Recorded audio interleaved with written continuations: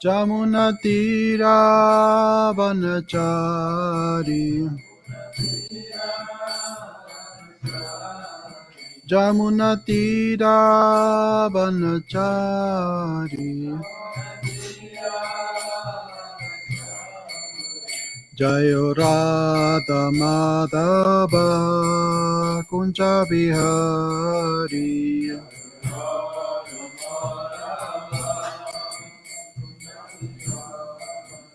Jayo Radha Madhava Kunja Bihari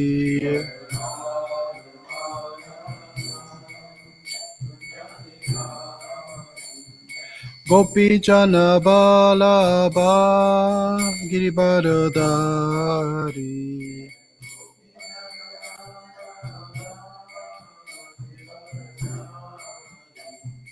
Gopi Jana Balaba Giribaradari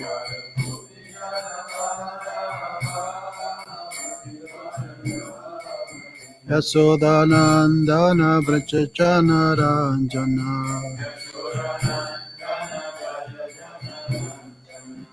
Yasodanandana Vrachachana Ranjana Jamunatira Vanachari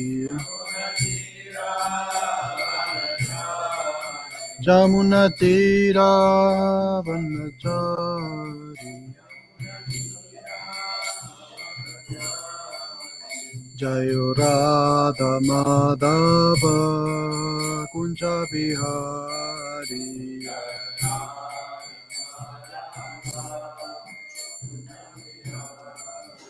Jayo Radha Madhava Kunja Bihari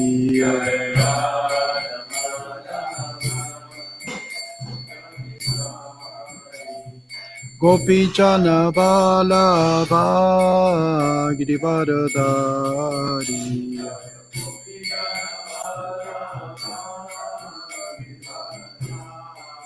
Yasodanandana Vrachachana Ranjana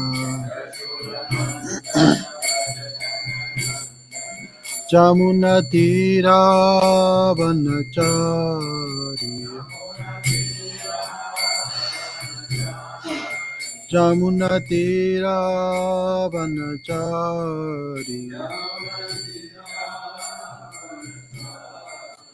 Jayo Radha Madhava Kunja Bihari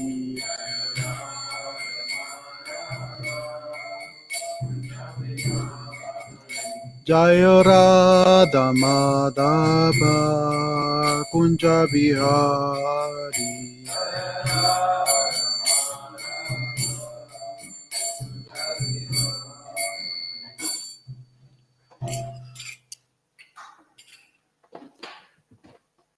Sri Chaitanya Caritamrta ki jai, Srila Prabhupada ki jai.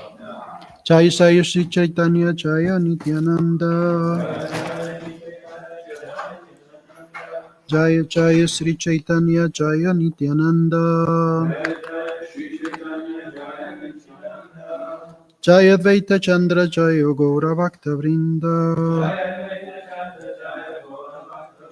Jaya Jaya Sri Chaitanya Jaya Nityananda. Jaya Advaita Chandra Jaya Gaura Bhakta Vrinda.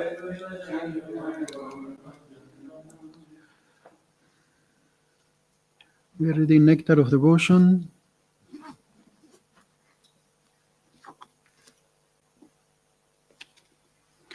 Qualities of Shri Krishna, clever. A person who can perform various types of work at once is called clever. In this connection, one of the gopis said, "My dear friend, just see the clever activities of Shri Krishna. He has composed nice songs about the cowherd boys and is pleasing the cows. By the movement of his eyes, he is pleasing the gopis, and at the same time he is fighting with demons like Aristasura. In this way, He's sitting with different living entities in different ways, and he is enjoying the situation. Nectar of Devotion, Kincha.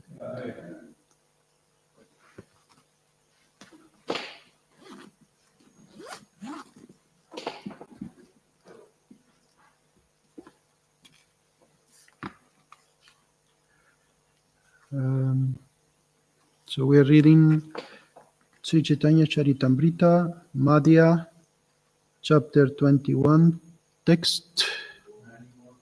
Which one? 91. Golokakya Gokula Mathura Dwaravati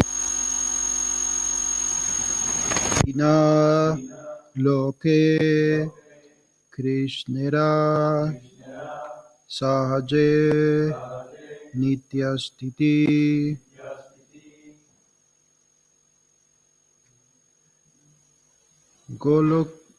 Golokaya Gokula Mathura Dwarapati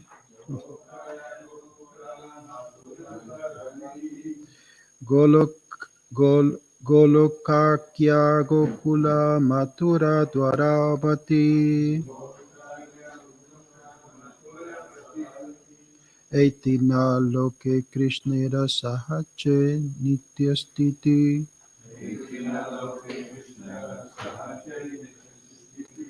Eitina Loke Krishnera Sahache Nityastiti Golokaya Gokula Mathura Dwarapati Eitina Loke Krishnera Sahache Nityastiti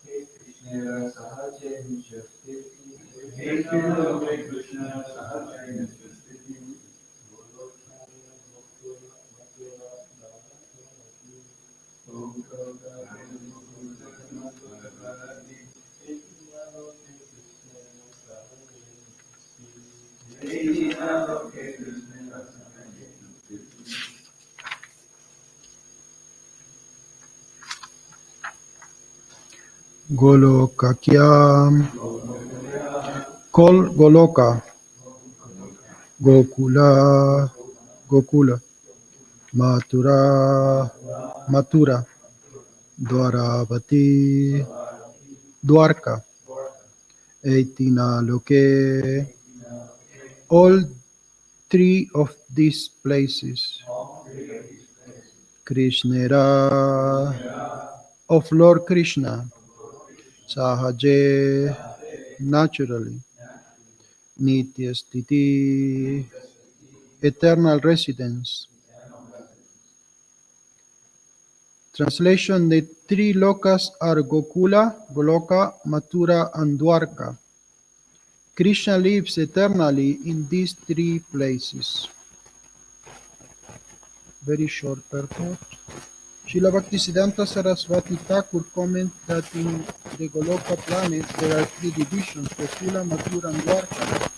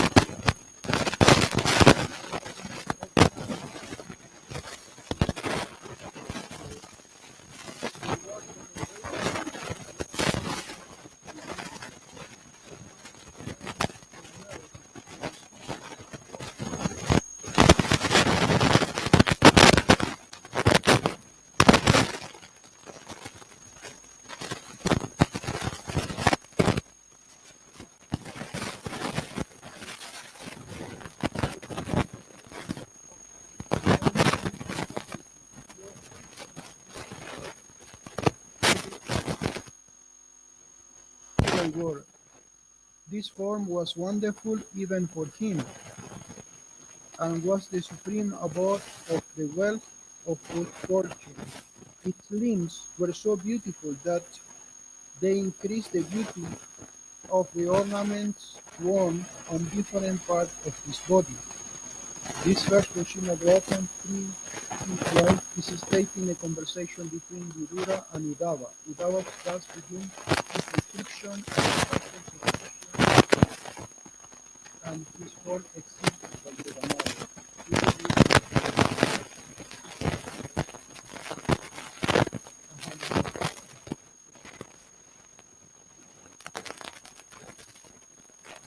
Lord Krishna is very fast, of which pastime is a human for the best.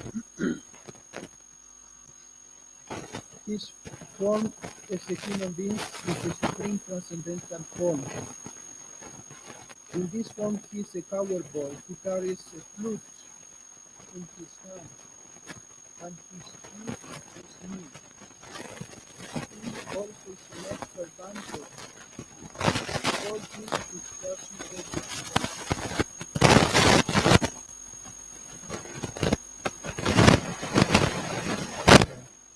the sweet, attractive, transcendental form of Krishna is so nice.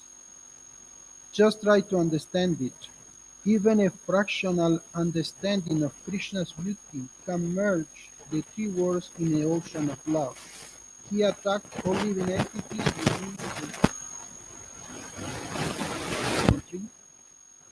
The transcendental form of Krishna is shown to the world by Lord Krishna's internal spiritual energy, which is a transformation of pure goodness.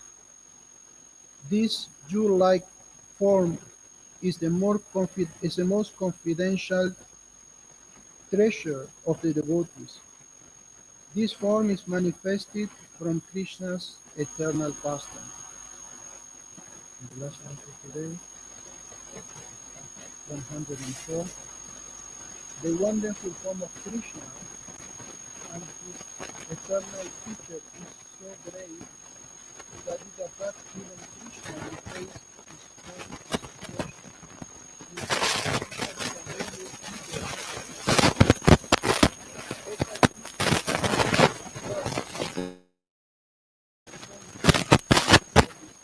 openings of Krishna. He is eternally situated in his body.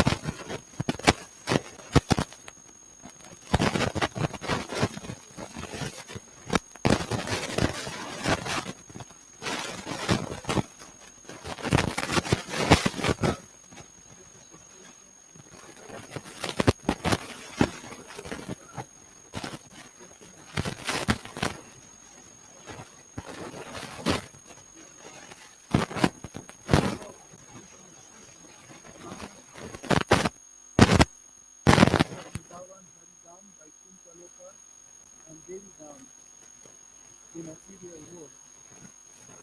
Everywhere Krishna sees and mercies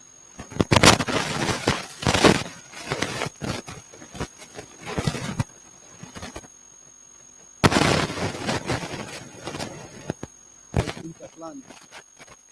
She simply works in the supreme planet, Goloka Vrindavan, and she works to manifest the activities of Krishna when he descends to the material universe to please his innumerable devotees within the material world. Thus, a replica of Goloka Vrindavan planet and the pastimes there is manifested on this planet on the specific track of land, Bauma Vrindavan.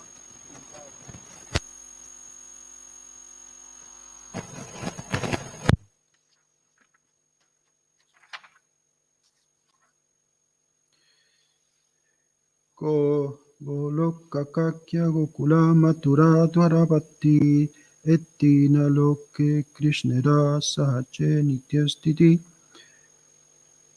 The three lokas are Gokula, Goloka, Mathura, and Dwarka. Krishna lives eternally in these three places. So next one is 105. Om Gyanati Mirandasya Gyanangana Shalakaya Shakshurumilitan Gyana Tasmai Shri Gurave Namaha. Shaya Shri Krishna Chaitanya Prabhu Nityananda Shri Advaita Gadadhar Shivasadi Gaura Bhaktavrinda. Hare Krishna Krishna Krishna Hare Hare Hare Rama Rama Rama Hare Hare.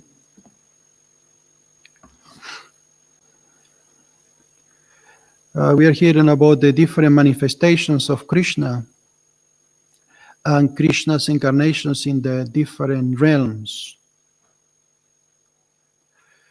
We know that Krishna is situated in Vaikuntha planets as Vishnu. And he's also manifested as Paramatma in the material world, accompanying the living entity birth after birth. And he's also in Goloka Vrindavan, which is considered the supreme planet. Because in Goloka Vrindavan he manifests pastimes that they are not seen in any other place. Even in Vaikuntha, the Lord doesn't perform any pastimes like we see in Goloka Vrindavan, where he performed hundreds and hundreds of pastimes. In Vaikuntha, there is just awe and reverence, and that's the relationship between the Vaikuntha Vasis and the Supreme Lord. And he's lying down on the ocean, Koshal Ocean. One time, Lakshmi Devi, she asked Garbhoda Kashai Vishnu, what are you doing? Why you're just sleeping on Ananta Shesha? And the Lord replied, I'm not sleeping, I'm just contemplating how this wonderful universe manifests and how everything is created, maintained, and destroyed. The Lord himself is surprised by his own creation.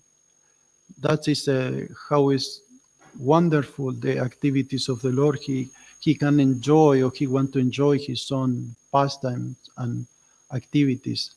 And this is the reason why Chaitanya Mahaprabhu came. Even though he is the Supreme Lord, still he wanted to enjoy as a devotee. And we see this in Govardhan as well, that he comes as the supreme enjoyer as Govardhan Hill, but he is also a devotee.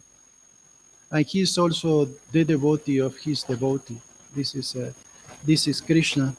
And we see that of all these pastimes in the material world, in the Vaikuntha,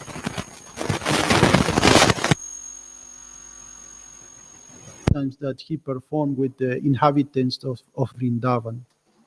And that's why this is considered like the cream of the cream, the sweetest of the sweet, these pastimes, because he exhibit certain aspect and certain potencies that they are absent in another forms. He's not playing fruit as Vishnu, and he's not stealing the butter of the gopis as Vishnu.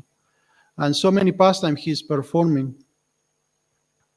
And he enjoyed to be subordinated to his devotees, that this is not seen in any other form as Vishnu or any other incarnation, because Prabhupada mentioned here, he also appeared.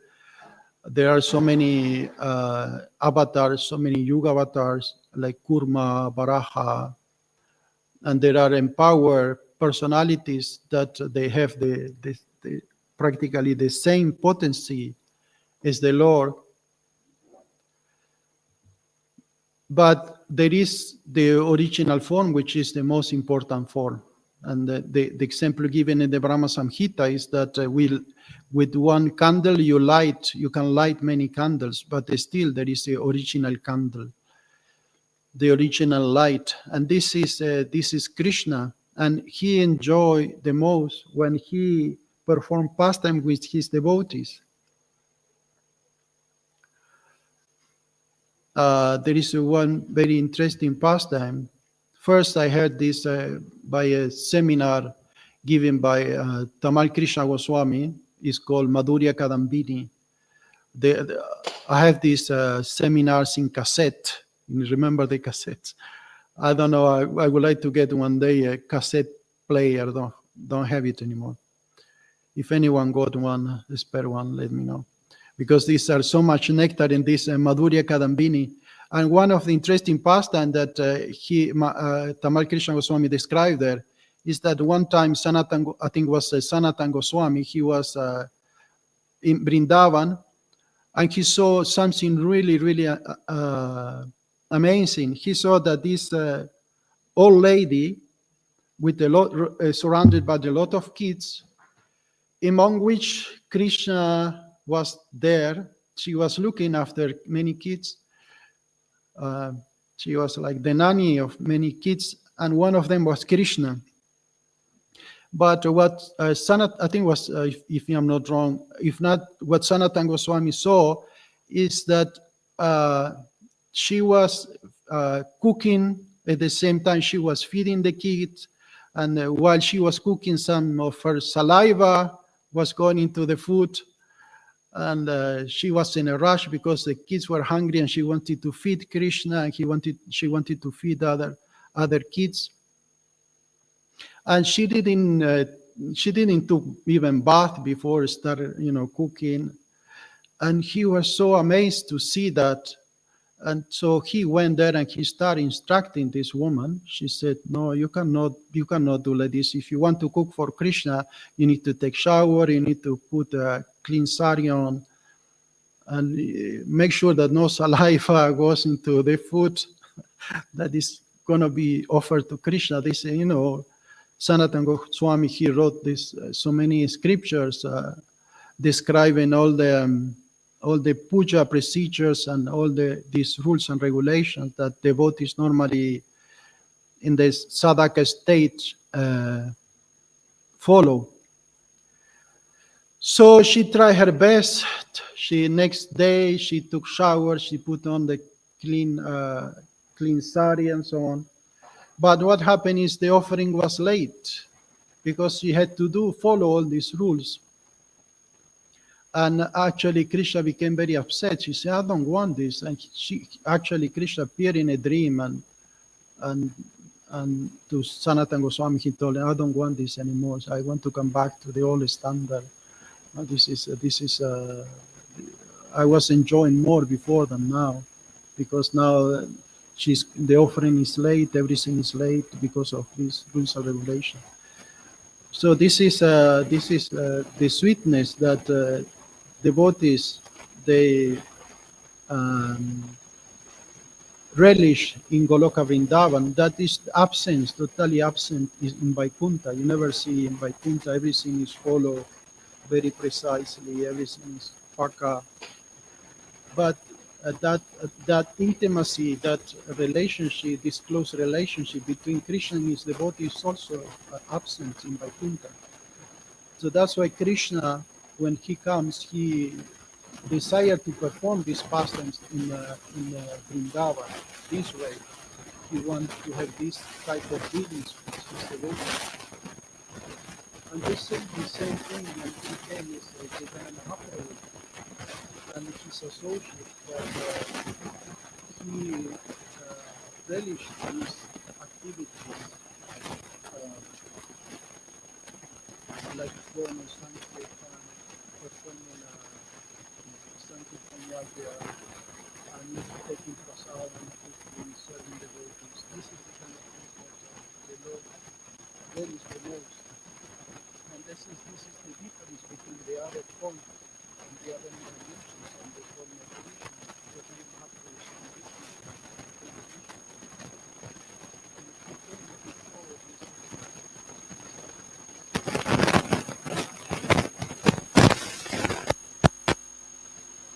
And he also come with his associates, because they said that Krishna is never alone. Srila Prabhupada said this, Krishna is never alone. Sometimes we see in some Indian pictures, you see Krishna alone playing the flute, and Prabhupada said this is bogus. Krishna is never alone. Krishna is always with the cows, with the cowherd boys, with the cowherd girls. He's always accompanied by his devotee. He's never alone. And one of these associates, of whom we are celebrating his appearance day today, is Gadadhar Pandit. So I would like to, it was the last minute class, so I didn't have a time to prepare about Gadadhar Pandit, but there is so much information. This is from ISKCON website.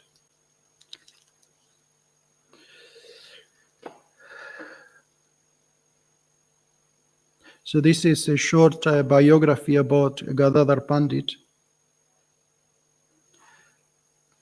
Gadadhar Pandit was a childhood friend of Nimai, and both were students of the same school. Gadadhar's parents, Madhavat Mishra and Ratnabali, were natives of Chattagram district, but later on moved to Navadvip. Gadadhar Pandit was born in Navadvip. In the Gauraganodeshtipika verses 147 through 953, it is stated, the pleasure potency of Sri Krishna, formerly known as Vrindavaneshmari Shrimati Radharani, is now personified in the form of Gadadhar Pandit in his pastimes of Chaitanya Mahaprabhu. Sri Swarup Damodar Goswami has pointed out that in the shape of Lakshmi, the pleasure potency of Krishna, she was formerly very dear to the Lord as Syamasundar Balava. The same Syamasundar Balava is now present as Gadadhar Pandit. From his early childhood, Gadadhar Pandit was a very serene, patient, calm, quiet, fond of solitude, and very renounced. Sisikodanita Mayapu Sashikija. Nimai Pandit, during the time of his precious youth, would ask his fellow student meaningless, fallacious questions in logic. Gadadhar, however, was not especially fond of this pastime, and therefore he sometimes used to remain at some distance from Nimai. On the way to their school, Nimai will catch hold of Gadadhar.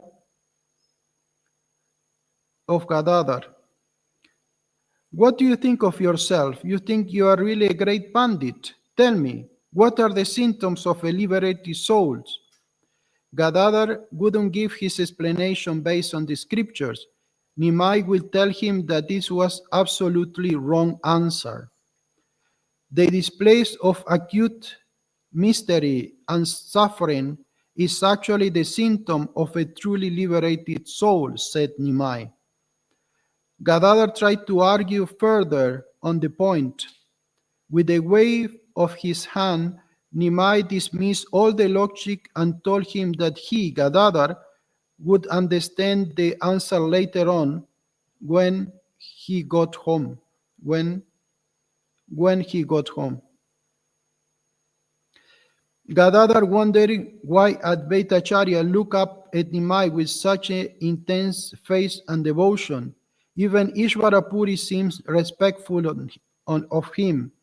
While there was no doubt that Nimai Pandit was exceedingly clever and intelligent, it seemed that Advaitacharya glimpsed something beyond a mere intellectual prowess of the young man and beheld something at another level, which he could not understand or reach to. Once, while Gadadhar was plucking flowers at the home of Shrivas Pandit, Shrivas came up to Gadadhar with a bucket of flowers, beaming with joy. Gadadhar asked, "What makes you so happy?" Shrivas replied, "Nimai has returned from Gaya just yesterday. It is unbelievable that the cheeky and arrogant boy has changed so completely. He has turned into a compassionate, humble, and meek person. Continuously shedding tears, he writes in agony and cries piteously, 'Krishna, Krishna.' He does not even look like a normal human being anymore, rather like someone from another realm." Shrivat Pandit continued, "Our desire seems to be on the verge of fulfillment. He has called up to congregate in the house of Sukambara Brahmachari. Perhaps he will share the reason of his pain and suffering with us. Even though I'm not invited, I will also go. I also want to know the reason behind this incredible change of Nimai." So Nimai Pandit went, but hid himself from the rest, as he was not invited to the secret congregational secluded place in Suklambarat courtyard. The beautiful golden and effulgent Nimai stood in the middle of the courtyard. He passes his large eyes over the gathering before him. Losing control of himself, he burst into tears and sobbed loudly, crying, "Where is my Lord Shri Krishna? He was here just now. Where he has disappeared? Where has he hidden himself from me? Where is he hiding himself from me?" His heart, wrenching sincerely, and desperation of this cry stunned everyone present. Nimai had fell down unconscious with a great crash. When he regained consciousness, he could hear someone sobbing very loudly. The sound seemed to come in from inside the house. He went into the house and asked who was that he was crying so pathetically. Suklambara told him, "It is your Gadadhar." From very childhood, Gadadhar had followed behind Nimai as if there was his shadow. Gadadhar was quite detached from the world. His only object of attachment was Nimai. Nimai called Gadadhar and told him, "My dear Gadadhar, since your early childhood, you have always been devoted to the Lord Krishna, but I have simply wasted my time in false pursuits and achieved nothing. One time I was close to Sri Krishna, but due to my own fault, I have now lost this invaluable treasure. Please tell me, how can I find him again?" He wept inconsolably and lost consciousness again. After some time seeing Gadadhar alone, Nimai asked him again, "Where is my Lord Krishna? Please tell me." Gadadhar answered, "Shri Krishna is hiding within your heart." At this, Nimai started digging into his chest with his nails. Gadadhar leaped forward and held Nimai's hands tightly. Mother Sachi happened to witness this incident and ran up to tell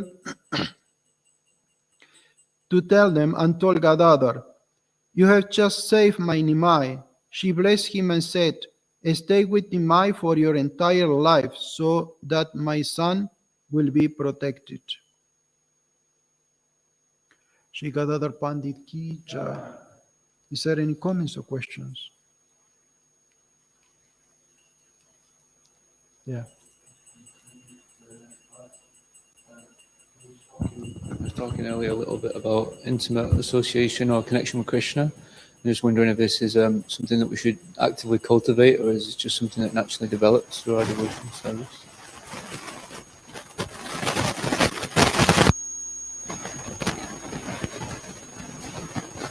Something that will develop naturally, depending on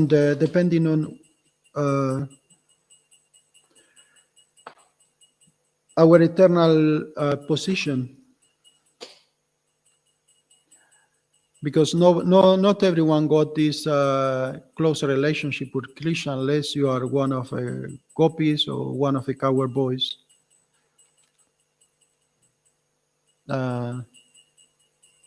So depends on everyone got a relationship with Krishna. Even in Goloka Vrindavan, there are trees and there are cows and they are not all the same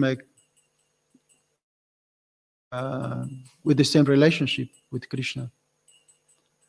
But only those who are very close, they perform this certain pastime, like we read in the Chaitanya we read in the Chaitanya Caritamrta, Srimad Bhagavatam, and other. But everyone is happy in their own position, and they have no desire to gain anything else. Everyone is fully satisfied in their original form. But this will reveal, as you say, naturally. This will reveal naturally. But it will take time. I want to say something that's just escaped to my mind in this regard. It's not something you can do artificially, like pretend that we are like Sahajas, they pretend they are gopis. We cannot. This is not a bona fide path to follow. We need to figure out that Krishna is God first, and then forget that he's God. Sorry? We hear sometimes that we need to figure out that Krishna is God first, and then we need to forget, And this is like kind of the relationship that at least this is what I've heard, something that we're trying to develop. Anything to say? You're talking about Yoga Maya, yeah? Like when because when the gopis and the gopas, they forget that Krishna is God, but they don't forget Krishna. Otherwise, this is not Yoga Maya, this is just Maya. If we remember Krishna and then we forget Krishna, that is just Maya.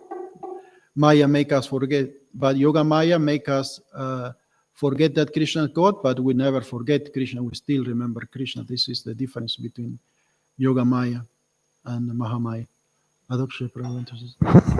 When you read the Chaitanya Bhagavata and you read Chaitanya Caritamrta, it seems that there's two different moods. The Chaitanya Caritamrta seems to be more to me, or in reverence. And in the Chaitanya Bhagavata, Lord Chaitanya seems very cheeky when he's a boy, the way he interacts with Mother Sachi, So for me, it's kind of safer going through Lord Chaitanya through the Chaitanya Caritamrta. I don't know if that's why Srila Prabhupada chose that one rather than the Chaitanya Bhagavat. Yeah, that's a very good point. In fact, I'm reading Chaitanya Bhagavata at the moment. And before going to sleep yesterday night, I was reading Chaitanya Bhagavata. And it's like Dr. Prabhu was saying that, yeah, it's quite, it sounds more Rasika than the Chaitanya Caritamrta. And for sure, this is probably one of the reasons that Srila Prabhupada chose to translate Chaitanya Caritamrta and not Chaitanya Bhagavata.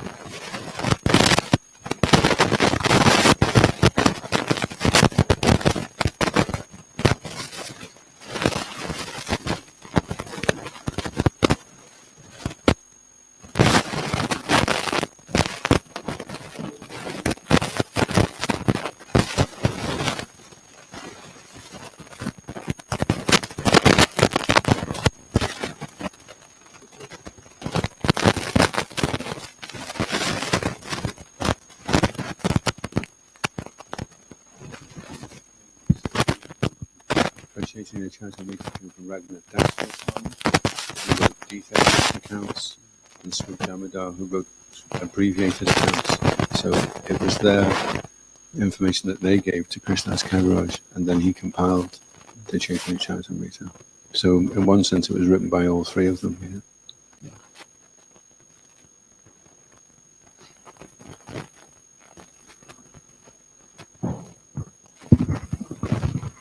Anything else? Being a sahaja, because it doesn't just mean running around in a sari. It can come in many subtle forms, and then before it goes on the gross platform, what are the telltale signs that you're becoming seduced by sahajism?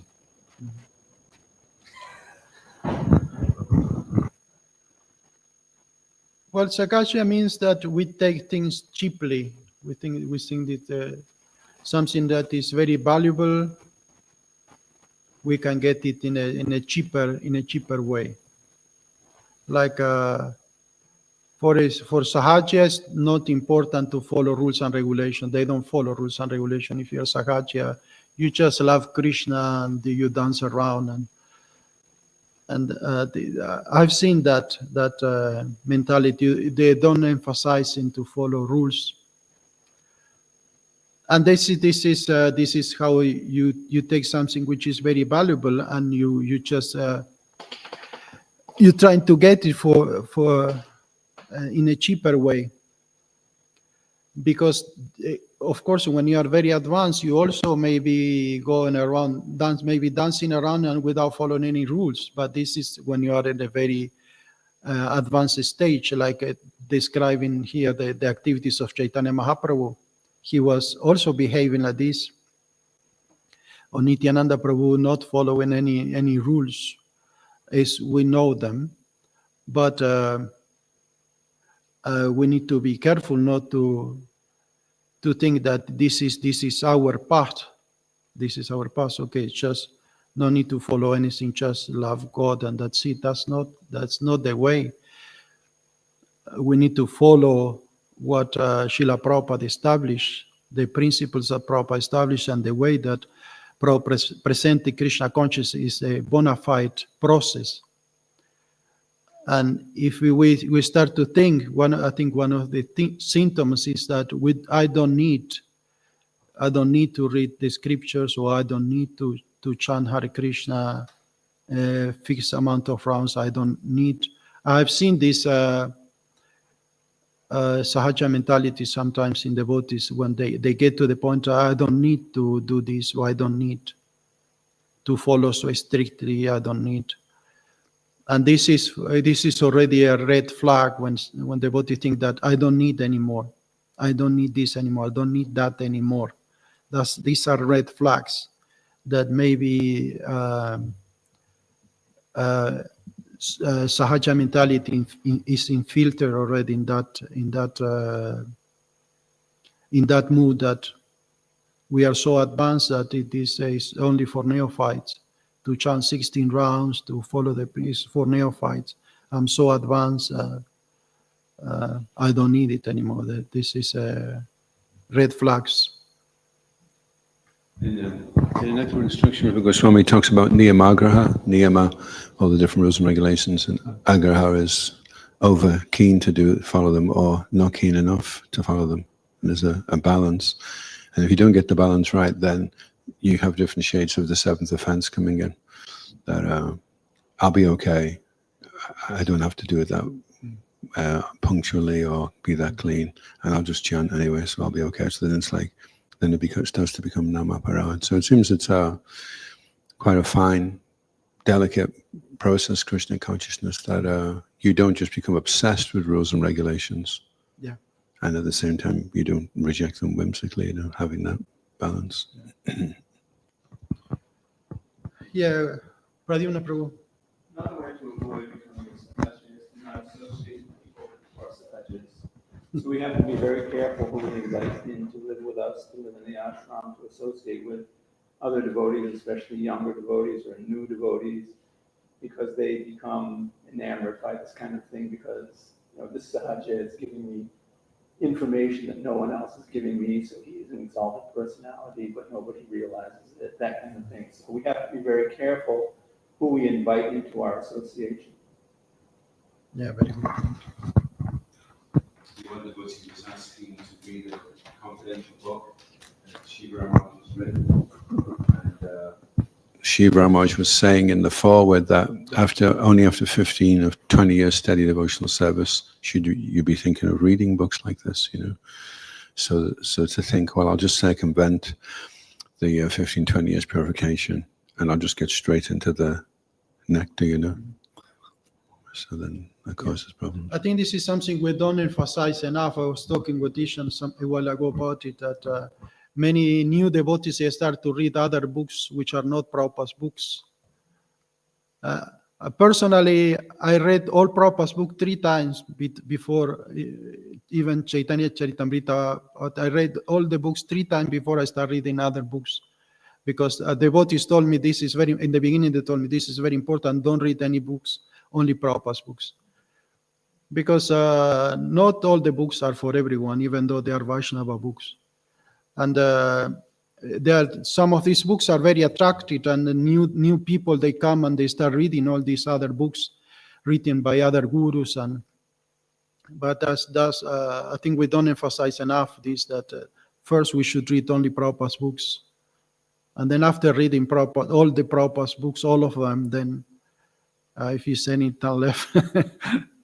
We're lucky if you've been around a while, because in the beginning, that's all we had was Srila Prabhupada. Yeah. So Yeah. that's what we read, and that's Exactly. Yeah. Even if you wanted to read them, there were no other books. So yeah, that was good. In the podcast that he's talking about things that are creeping in now that never used to be there, and mustaches and beards and long hair are starting to creep in. And then he was quoting different parts where Srila Prabhupada, he said to the disciples, if you want to remain my disciple, you must shave it off. And they were arguing with him, there was a whole thing going on. And Prabhupada says, well, anyway, that's what I want. If you want to follow me, then that's what I want.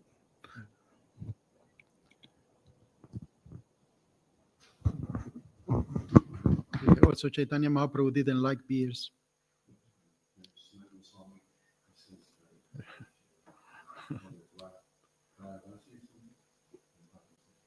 Yeah. But anyway, this is for initiated devotees. We should clarify that this is for initiated devotees. Otherwise, everyone should be encouraged to chant Hare Krishna, regardless any external. Okay, I think we are over time. Thank you very much. Hare Krishna, Srila Prabhupada ki jai. Gaura Bhakta Vrinda ki jai.